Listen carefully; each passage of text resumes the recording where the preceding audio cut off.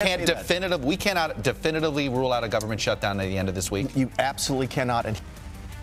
Now to our big story of the night, a nation in limbo. The countdown clock back on as time runs out on the temporary deal to keep the government open.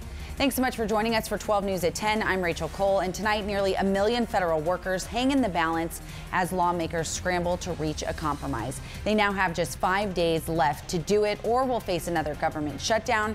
And while politicians continue their debate, workers across the country are preparing for the worst in case they have to go without a paycheck yet again. Team 12's Michael Doudna joins us live in Studio 12A with the very latest. Hey, Michael.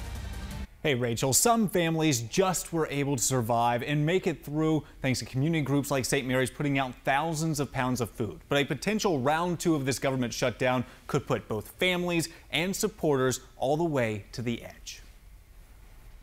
Yeah, it is a deja vu feeling because we know it might shut down again. More than likely, it probably will. Stephen Vigas just survived the last shutdown. He's a Marine, federal prison worker, and cancer patient. Think of the most stressful thing they ever had and multiply it by 10. That was Stephen back in January. He's one of the 800,000 federal workers missing paychecks, all while he had to deal with medical cost. The temporary end helped him catch his breath, but a looming second shutdown has those worries returning. What am I going to do with my bills? What am I going to do with my kids? How am I going to get to work? The former combat vet now fighting leukemia. If the shutdown isn't fixed, he will once again likely have to negotiate for life-saving care. And I tell him, hey, it might shut down again. If it does, I don't know how long it's going to be before I pay again. And even those supporting workers like Stephen feeling the pinch. St. Mary's Food Bank says the impact of the last shutdown will be felt months down the road. We're putting out hundreds of thousands of pounds of food more than what we thought in January. That's really going to affect the amount of food that we're going to have on hand when we really need it. St. Mary's says it could provide help for another shutdown, but drain a finite resource. And it could get worse if Washington cannot solve the issue, putting both workers and helpers at risk once again. I'm tired of it. I just want it to settle down and stop playing games.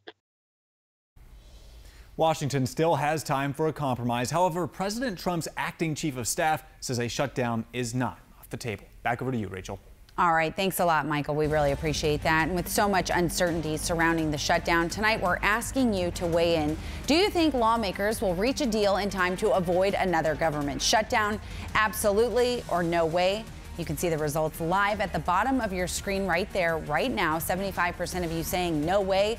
You can go to 12news.com/yourvoice to cast your vote, and we'll check those results later on in the show.